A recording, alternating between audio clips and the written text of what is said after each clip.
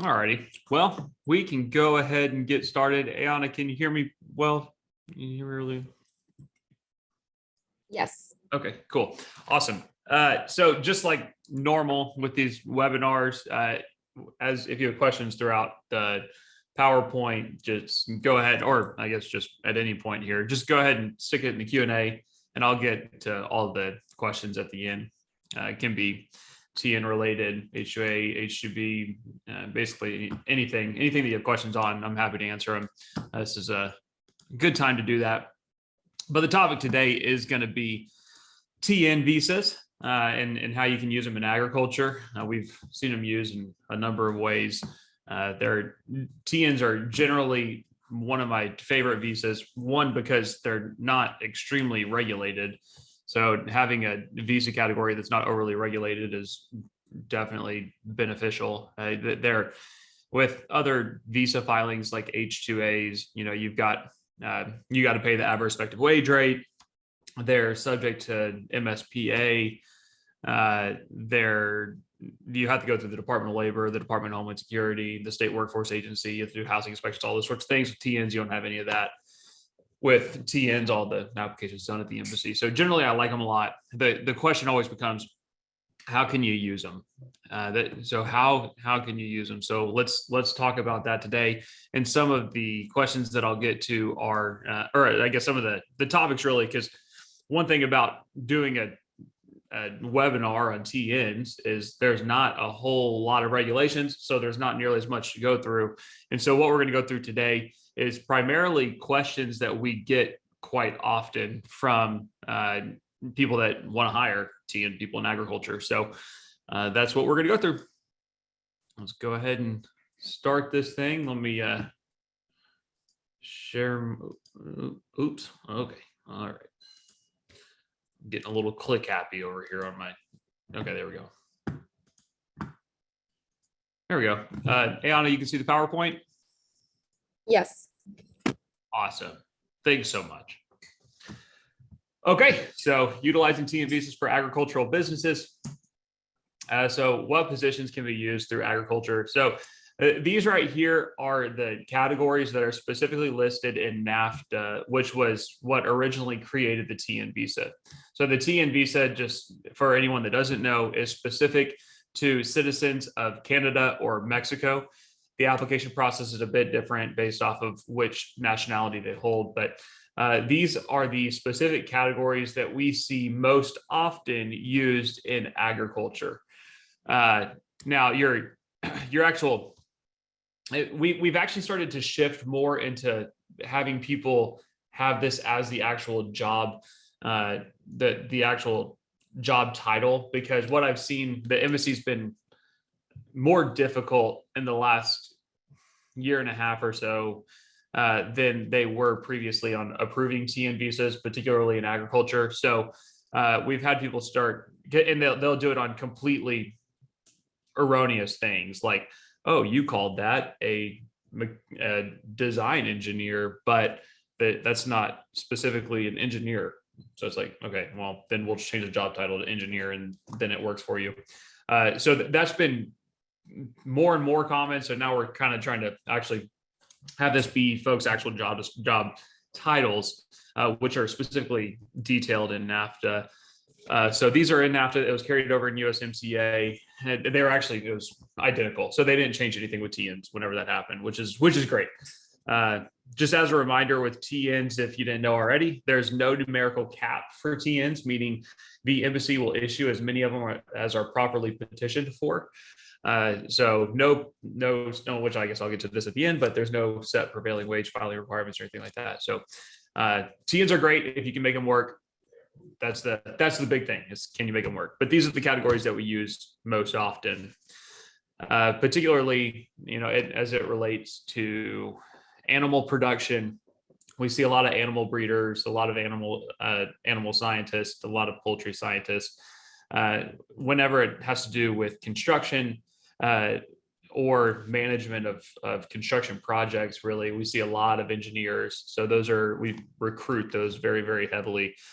We process dozens of those applications a month. So all those are great categories and have been very useful for our clients in the agricultural world and outside the agricultural world, really, especially the engineers. So one that comes up pretty often is the veterinarian degree. We use the veterinarian degree a lot in livestock confinements. And so that's one that we recruit heavily.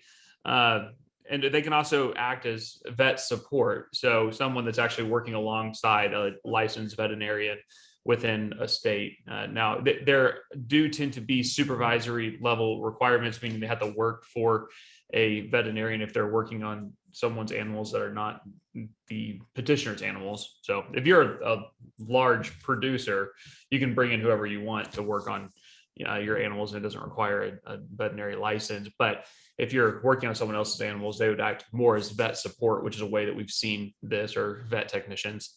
And so what are some things that they can do? They can log health reports. They can examine the health of animal herds. They can do vaccinations, artificial insemination, birthing, all that kind of fun stuff. So that can be quite useful, particularly in animal production and for working for veterinarians. Let's talk a bit about some of the employer requirements. So I have seen this before, where people will be just a sole proprietorship and they're not incorporated with a particular state. So they have to actually go through the process of incorporating, because part of the application process is demonstrating that you do have a valid business that is legally able to operate. And that's something that you prove throughout the application process. With each application, we have a lot of things that accompany it, but some of the high level things that accompany the applications are an offer letter to the candidate, and the offer letters, those are a necessity. So that's actually one of the initial phases in our recruitment process. Is whenever we have an employer that's ready to extend an offer to someone, we have them send an offer letter to initiate the process, and then we go through compiling the entire application. What pay rate should you offer? This is a really common question. And ideally, TNs would be paid the same amount as a U.S. employee that's performing the same job function. Now, there's not a set, like in H2A, there's the adverse effective wage rate.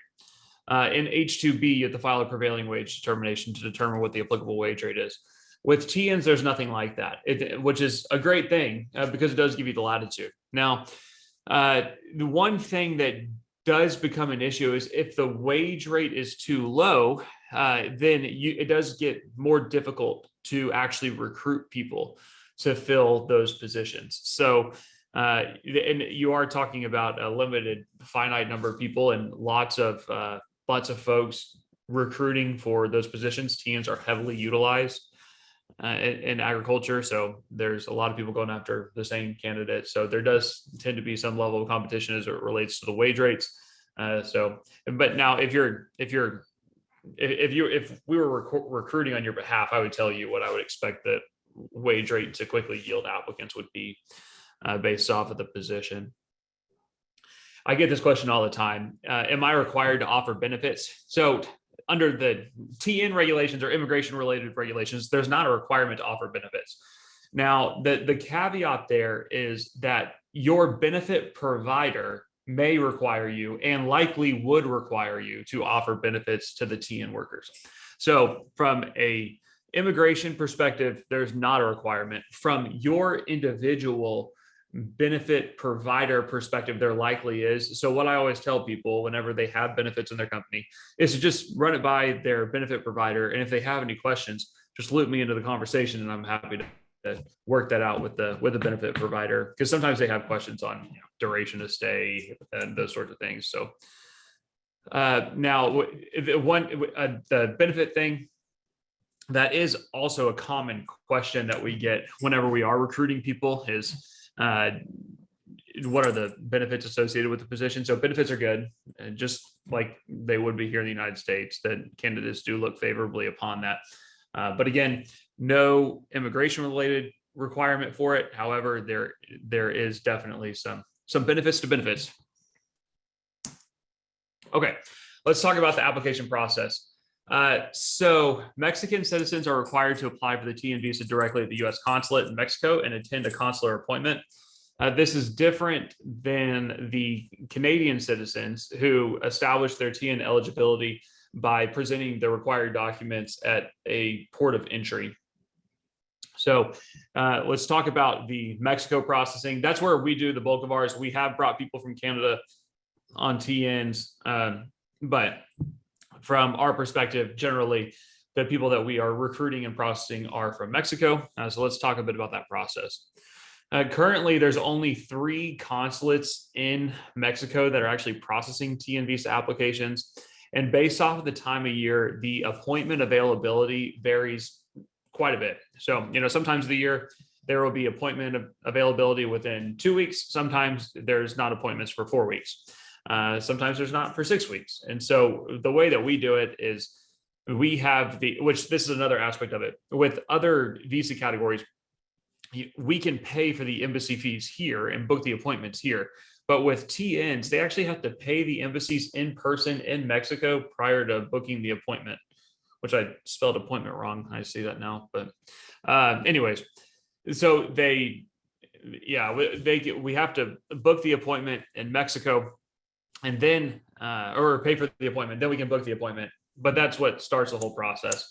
And which does sometimes become a limiting factor because one, the applicants may not have the money for it. So sometimes what we do is I'll send it to some of our employees in Mexico to go and actually pay for the embassy appointment on behalf of the beneficiary. That's a pretty common thing that we do.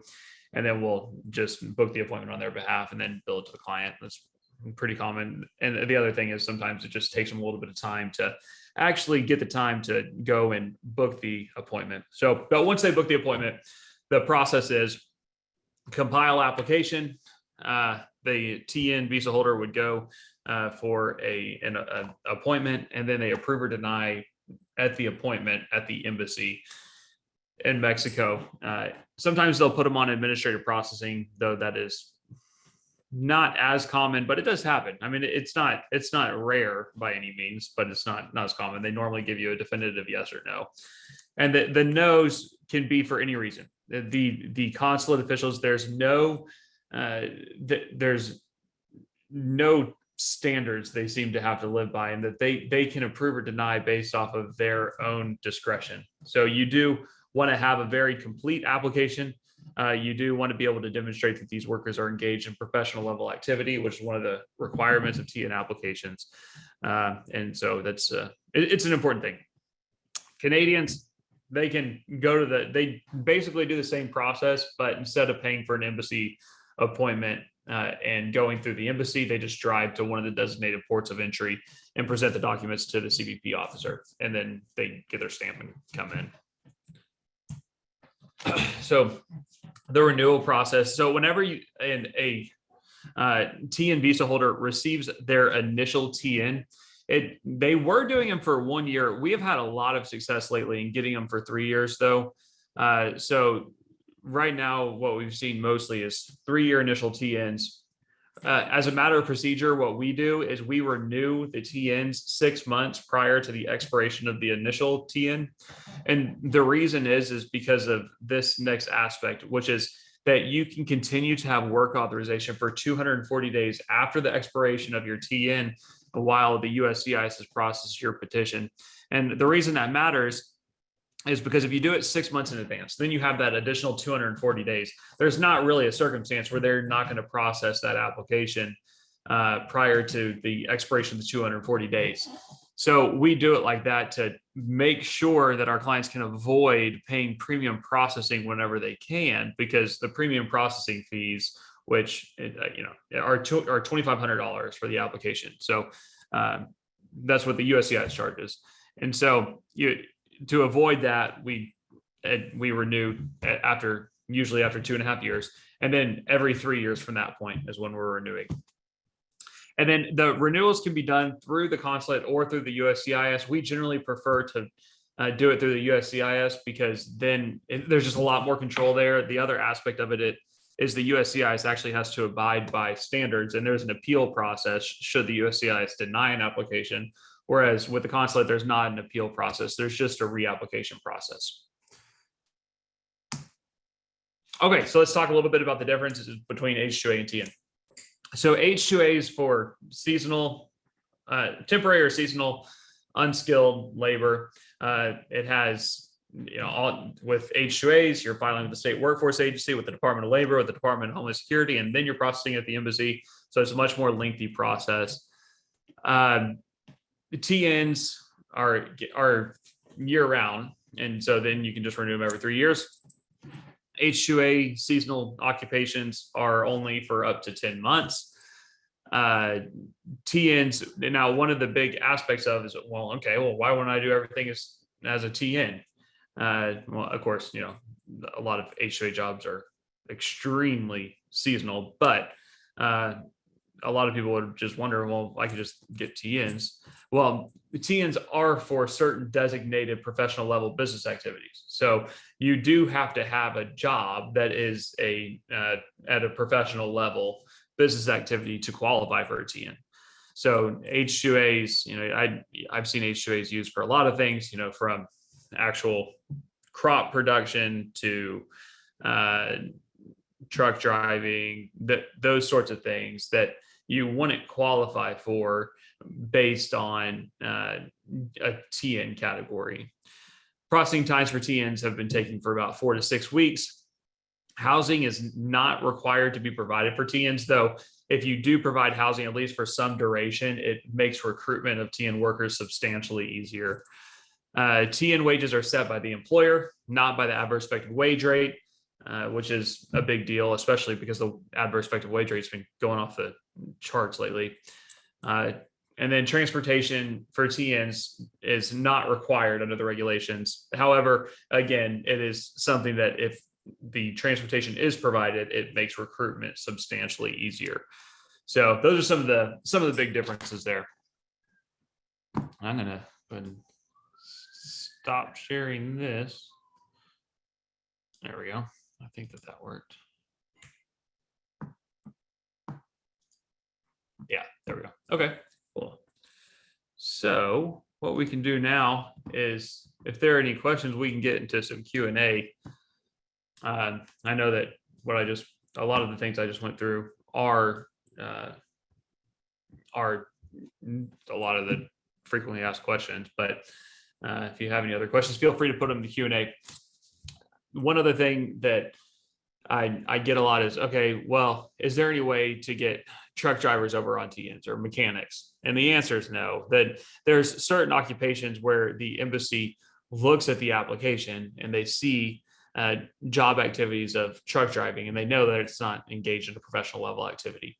I haven't seen anyone be successful in getting over a mechanic either, though I have seen a lot of people try. Those are common occupations that just don't seem to work. Now, of course, there are jobs that are professional level activities that sometimes require some convincing of the embassy. So that's why the drafting of the application is extremely important, and the emphasis on the professional level activity in which the workers are going to be engaged is very important. There's also other ways of convincing them, but does a prospective TN employee need to have a degree or just employment verification letter? So for most job categories, they would need a degree. There are certain categories, such as a management consultant, that can be approved based purely off of past experience, 5 years of experience in management consulting. It's either 3 years or 5 years, but I think it's 5 years. But regardless, as a general rule, they need their degree to qualify for a TN. That's the vast majority of them. That's a good question.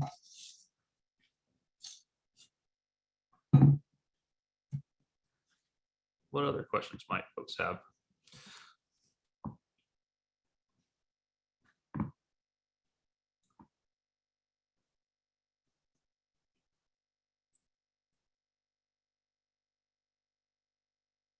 Okay, so this is a great question. So it says, can you talk through the job titles for TNs versus H2As as they compare to regular employees? Should employer have job titles for them internally within the payroll platforms?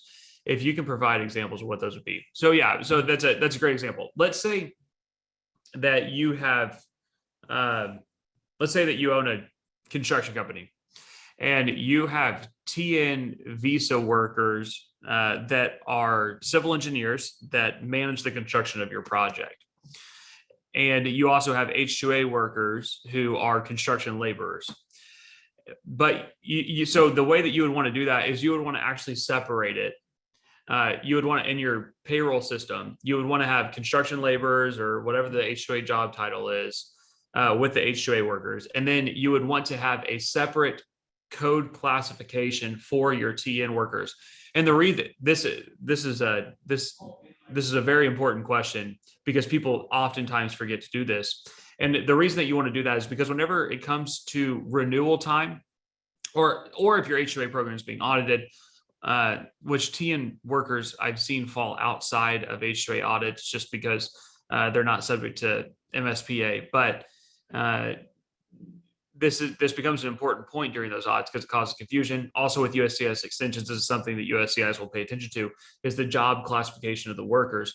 So the TN workers, you should put the same job title as you put on the initial application on which the workers were processed. Does a TN worker need to have a 4-year degree, or will a 2-year degree work as well? A 4-year degree is what's needed. It's considered it's a bachelor's degree or equivalent, or foreign equivalent. So where a degree is required, it's a 4-year degree requirement. Great question. Great question.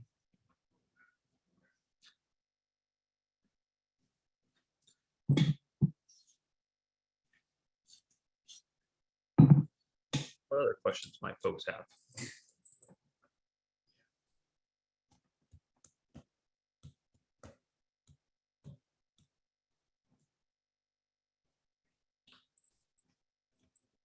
Yeah, I've seen the 2-year degree thing come up a lot. It's interesting because in Mexico, I've seen a lot of different engineering jobs. You know, like they've got a lot of engineers that I don't think that we have here in the United States. So a lot of engineering degrees, I should say. So a lot of times with those types of applications where the engineering degrees kind of, and I guess not as consistent with US, it's really good to look at the actual the transcript of the workers too, to say how the classes play a role in their occupation. Will TN applicants have a social security card issued before their arrival? No, they have to go get a social security number once they arrive. So whenever they arrive, you take them to the Social Security office with their paperwork, and then they get their social security number that way. I think right now you still have to schedule with the Social Security office as well to bring people in. Do you have to post the job that you're seeking in H2A or TN on your jobs platform before reaching out to apply for H2A application or TN? So there is a requirement for advertising the job on H2A, but the way that you advertise the job isn't on your internal jobs platform. I mean, you can, and it's good to, but you don't have to. And it's part of the H2A application process where whenever you file with the state workforce agency, the state workforce agency publishes your job on the Department of Labor's seasonal jobs website. And then you have to hire any able, willing, and qualified U.S. applicants. With TNs, there's no such requirement. So H2A, there is a requirement to advertise the job and to hire any able, willing, qualified U.S. applicants. TN, there's no such thing.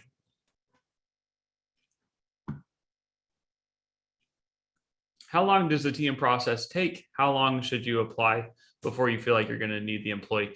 So right now, our process has been taking about 4 to 6 weeks from start to finish. So I would apply consistent with that right now. That does vary throughout the year, but right now we've been able to, for the most part, recruit and process people within a 6-week time frame. Now, if you did the recruitment, it would still take probably 4 weeks, maybe 4 to 5 weeks.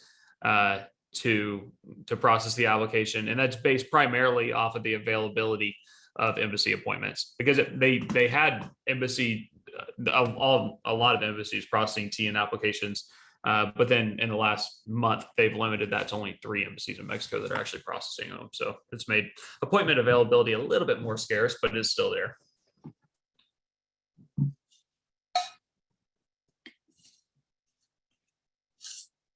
Maybe one other thing we should talk about is, what about TN visa workers' families?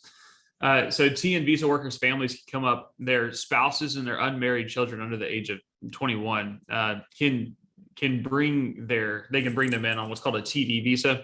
And the TD visa allows for them to lawfully be in the country, and they can go to school, participate in society in that way. However, it doesn't confer any separate work authorization. So a TN worker's spouse on a TD visa doesn't have legal work authorization. That's another question that comes up all the time.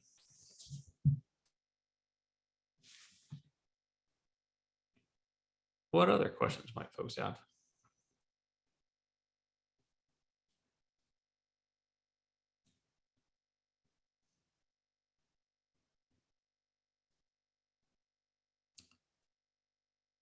Okay, so this is a great question. Can you talk through the best practices for employers' reimbursements for H2A and TNs? What do they need to reimburse, and how soon do employees need to be reimbursed? Okay, so for TNs, there's actually not a reimbursement requirement. However, generally, I guess whenever we're processing people, a lot of times we're the ones fronting the cost. So we just put it on our clients' bills. If you're doing TNs otherwise, I suggest that you reimburse them on or before their first payroll. And oftentimes that's just so that they have the ability to live until they're paid, because it's common that they come over here without $1. So it's important to set them up for success on TNs, but from a legal perspective, there's not a requirement there. For H2As, I love this question for H2As because it's complicated. So for H2As, there is a time period where you need to reimburse the H2A workers, specifically in the H2A regulations. It says once the worker has completed 50% of the work contract, they need to be reimbursed their inbound expenses, such as the consulate fee, their trip from their home city to the consulate, from the consulate to the place of employment, the associated hotels and meals, those sorts of things. And technically, under the H2A regulations, it says once they've completed 50% of the work contract. However, it also says in that same provision in parentheses that is subject to the Fair Labor Standards Act. And if you then look to the Fair Labor Standards Act, what you'll learn is that it's going to depend a lot on how much it costs that person to get into the United States and how much their first check would have been. Because if their wages on their first check would be less than the federal minimum wages when you deduct the other cost of them getting up there. So say their first check was $1,000. It cost them $750 to get there. They worked 40 hours. That's less than $7.25 an hour. And so you'd be in violation of FLSA. And so the Department of Labor could still fine you in an audit, not for violations of the H2A regulations, but for violations of FLSA. So what I tell people to do is employee retention on H2As is very good. Just reimburse them right when they get here so that you don't have to worry about that in an audit, because that's something the Department of Labor will check for. And the vast majority of Department of Labor auditors are competent enough to understand that distinction. I mean, maybe not the vast majority, but a lot of them. There's a lot of really well-informed Department of Labor auditors as it relates to those inbound travel expenses and how the FLSA plays a role there. But employers hardly ever know that. Employers usually look at the provision where it says 50% work contract. I'm going to ignore whatever it says there in the parentheses, but the parentheses are the most important part and the part that always gets employers and auditors and audits, particularly employers that bring in workers from South Africa because the cost of transportation in is so expensive for H2A. Okay, so does the consular office look at the TN's visa expiration or I-94 for a TD visa interview? So the TD visa would be consistent normally. I'll preface this with normally because the consulate on the expiration dates of visas in general over the last year has been a mess. I mean, we've had to submit so many fixes to the local consulates because of the border screw ups.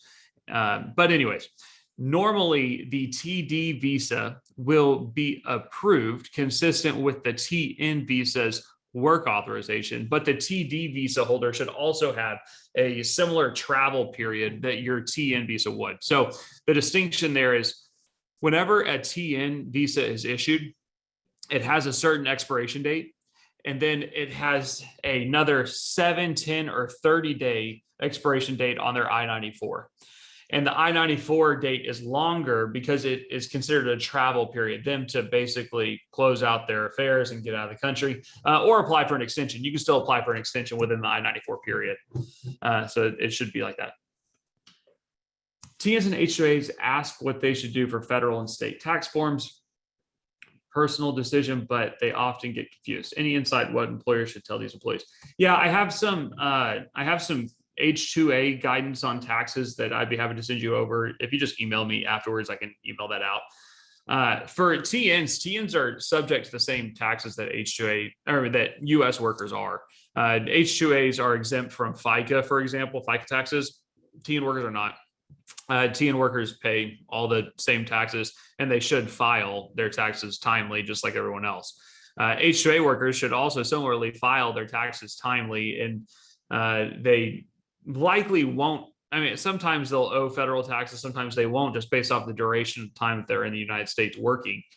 But of course, they are exempt from FICA, and then normally they are subject to state tax as well. All right. Any other questions?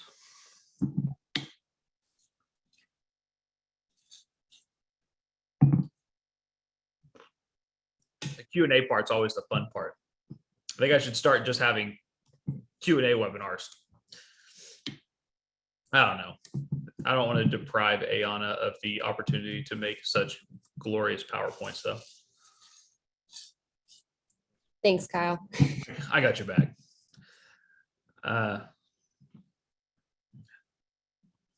All righty. Well, if there's no more questions, we will be having another webinar soon, and we'll be emailing everyone, and they'll get an invite for that. If you'll have any questions in the meantime, feel free to reach out to me. My email is just kyle@farmerlawpc.com, and I look forward to seeing you all soon.